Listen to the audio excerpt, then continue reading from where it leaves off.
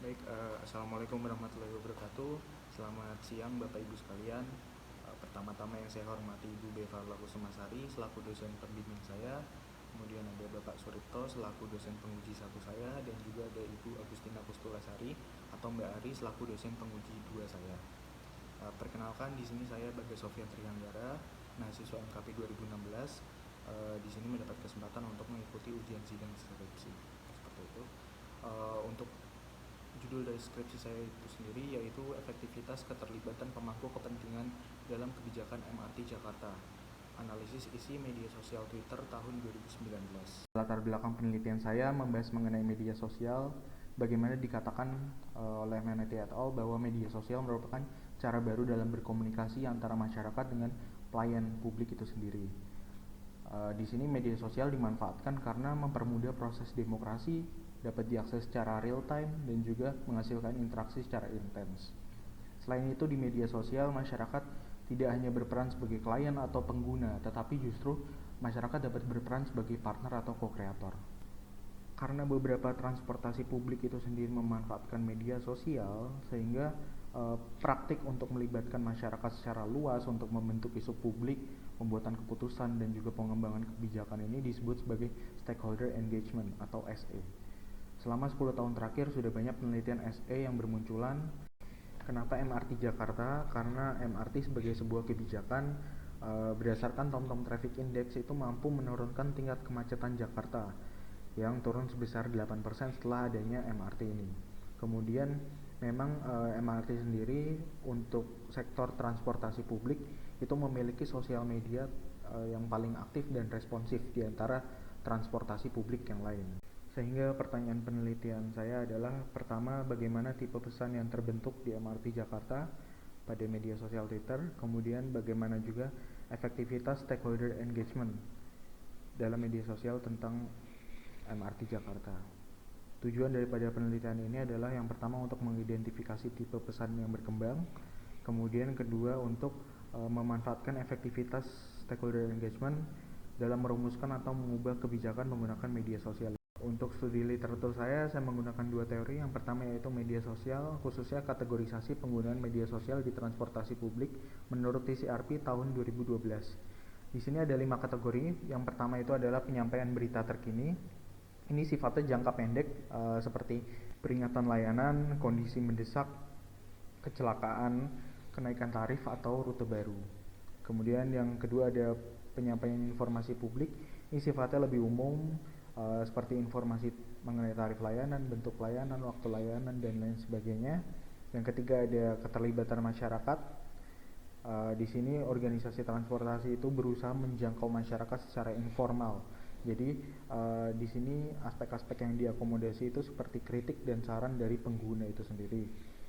Yang keempat ada identifikasi karyawan. Seperti di luar negeri itu dikatakan bahwa berbagai organisasi itu menggunakan jaringan sosial untuk mengidentifikasi karyawan, seperti apa SOP-nya, dan juga rekrutmen tenaga kerja. Yang kelima yaitu sumber hiburan. Organisasi atau warganet juga dapat memberikan hiburan kepada pengguna melalui musik, foto, video, atau kontes berhadiah. Yang kedua yaitu stakeholder engagement. Saya memfokuskan pada 6 dimensi untuk mengukur efektivitas stakeholder engagement menurut Rowe and Freier tahun 2000. Di sini ada representasi, di mana partisipan harus mewakili publik yang terdampak. Kemudian ada independensi, partisipan terbebas dari lembaga donor. Yang ketiga ada early involvement, partisipan dilibatkan sedini mungkin dalam diskursus tersebut. Yang keempat ada influence, bagaimana respon partisipan harus memiliki dampak nyata pada kebijakan tersebut. Kemudian yang kelima ada transparansi, partisipan harus mengetahui bagaimana hasil dari aktivitas stakeholder engagement. Yang keenam ada akuntabilitas dan pembelajaran. Akuntabilitas bermakna setiap opini mampu dipertanggungjawabkan kepada pembuat kebijakan, sedangkan pembelajaran yaitu esensi yang diperoleh publik dan juga pembuat keputusan dalam diskursus tersebut. Ini metode penelitian saya menggunakan metode analisis konten secara kualitatif, di mana saya berusaha untuk menentukan manifestasi konten yang tertulis, tersuarakan, atau terpublikasi sesuai dengan Berger tahun 2000. Untuk di Twitter sendiri saya menggunakan fitur pencarian API (Application Programming Interface), yang menggunakan hashtag atau keyword berupa MRT Jakarta dan juga Ubah Jakarta. Tahap pengumpulan data saya memiliki 3 tahap, yaitu pra-operasional, operasional, dan juga pasca operasional. Masing-masing memiliki perbedaan yang signifikan seperti yang ada di tabel ini. Masuk ke tahap pembahasan, pada hasil yang pertama saya peroleh yaitu tipe pesan yang digunakan dalam transportasi publik, yaitu MRT Jakarta. Saya memperoleh 1853 pesan dengan rincian 1661 dengan hashtag MRT Jakarta dan juga 192 dengan hashtag Ubah Jakarta. Pada kategori yang pertama yaitu penyampaian berita terkini, diperoleh analisis bahwa dalam waktu yang tergolong darurat, maka media sosial ini justru membantu untuk menjembatani kekosongan komunikasi dalam menerima maupun mengirim pesan secara cepat dan masif menurut Procopio dan Procopio tahun 2007. Situasi tersebut juga sesuai dengan penelitian Majumdar, yaitu media sosial itu membantu organisasi transportasi dalam mengatasi gangguan layanan. Contoh pesan dalam kategori ini yaitu tentang perubahan tarif. Kemudian kategori yang kedua yaitu informasi publik. Saya memperoleh 388 pesan, di mana di sini saya menemukan adanya crowdsourcing, yaitu aktivitas untuk menjaring informasi di luar pihak operator layanan. Jadi selain informasi publik yang disampaikan oleh pihak MRT Jakarta itu sendiri, ternyata warganet serta akun-akun media jurnalistik itu juga turut untuk menyampaikan informasi-informasi seperti ini. Kategori yang ketiga sendiri yaitu adalah keterlibatan masyarakat. Terdapat 861 pesan. Jadi di sini terdapat beberapa jenis stakeholder seperti yang disebutkan oleh Manetti et al. Dan juga kategori ini digunakan untuk melihat bagaimana masalah yang terjadi di lapangan melalui interaksi warganet, seperti ada kritik, saran, kemudian harapan, ucapan terima kasih, dan lain sebagainya, sebagaimana yang terdapat di contoh pesan seperti itu. Yang keempat yaitu identifikasi karyawan. Kategori ini hanya muncul sebesar 18 pesan, salah satunya yaitu pemberitaan media mengenai wawancara dengan masinis MRTJ. Kategori yang kelima yaitu sumber hiburan, di mana terdapat 466 pesan di sini. Hiburan ini tidak hanya disebarkan oleh akun MRT Jakarta, tetapi juga dihasilkan oleh para pengguna atau warganet. Sebagaimana dengan penelitian Bond et al. Tahun 2012 yang memberikan hasil bahwa media sosial juga digunakan sebagai platform untuk mengekspresikan diri dalam lingkungan sosial. Berikut adalah 3 narasi penting yang berkembang dan muncul pada kebijakan MRT Jakarta, tergolong pada kategori keterlibatan masyarakat. Di sini yang pertama yaitu ada persuasi penggunaan MRT Jakarta sebesar 17,48%, kemudian ada harapan dan animo publik 18,98%, dan juga ada diskursus mengenai tarif MRT Jakarta 6,49%. Masuk kepada pembahasan yang berikutnya yaitu efektivitas stakeholder engagement. Pada dimensi yang pertama yaitu representasi, saya menemukan 6 akun sesuai dengan representasinya. Tomkif et al. Menyatakan bahwa representasi cenderung diwakilkan oleh juru bicara masing-masing grup stakeholder.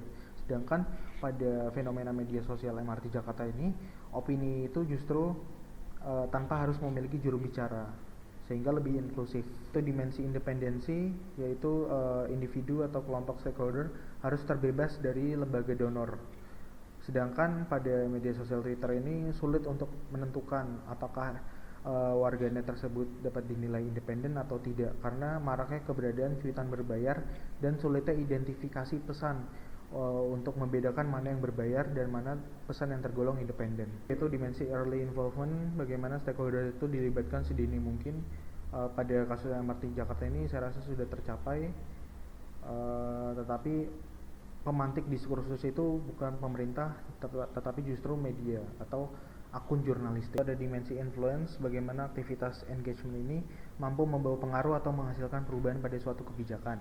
Hubungan ini dijelaskan memiliki 3 aspek yang saling berhubungan menurut Emery et al., yaitu mekanisme dari stakeholder engagementnya seperti apa, institusi pembuat kebijakan dan proses pembuatan kebijakan itu seperti apa, dan juga bagaimana hubungan antara stakeholder engagement dengan kebijakan itu sendiri. Pada kasus MRT Jakarta ini, pesan warganet justru berhasil berdampak pada kebijakan layanan melalui viral marketing, yaitu membangkitkan kesadaran konsumen dengan memperkenalkan produk atau layanan beserta seluruh fitur yang menurut Syaukat dan Imanjaya.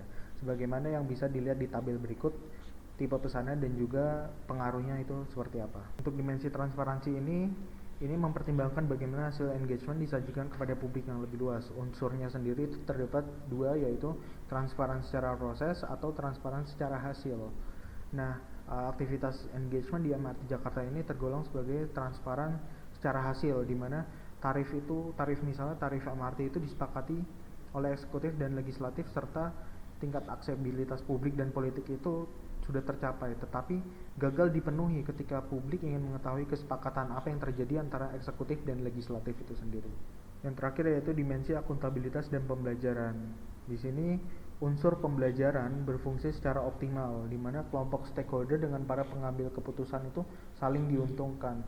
Stakeholder itu mengetahui apa maksud dari kebijakan yang dihasilkan, dan juga pembuat keputusan itu juga diuntungkan dengan adanya mudahnya untuk mengakomodasi dan juga menjaring aspirasi dari warganet seperti itu.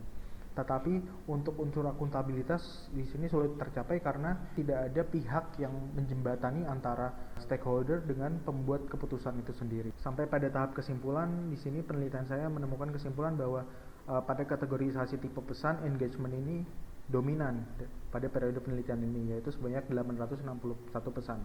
Artinya apa? Artinya publik memang berupaya untuk terlibat dalam praktik pengembangan layanan di MRT Jakarta, khususnya dalam 3 narasi yang berkembang, yaitu pertama persuasi penggunaan, kedua ada harapan dan animo publik, serta yang ketiga adalah tarif layanan. Nah, dari 6 dimensi stakeholder engagement, menurut saya sendiri MRT ini mampu memenuhi 5 dimensi kecuali independensi. Di sini independensi sulit tercapai karena perlu analisis mendalam terhadap akun-akun yang aktif dalam berinteraksi di media sosial MRT itu sendiri. Kemudian rekomendasi saya untuk penelitian selanjutnya yaitu lebih lanjut dibutuhkan untuk melihat bagaimana peran organisasi publik atau bahkan pemerintah dalam menghadapi stakeholder engagement. Jadi di sini perlu ada sudut pandang dari organisasi publik atau bahkan pemerintah itu sendiri. Sekian presentasi dari saya. Terima kasih. Selamat siang. Wassalamualaikum warahmatullahi wabarakatuh.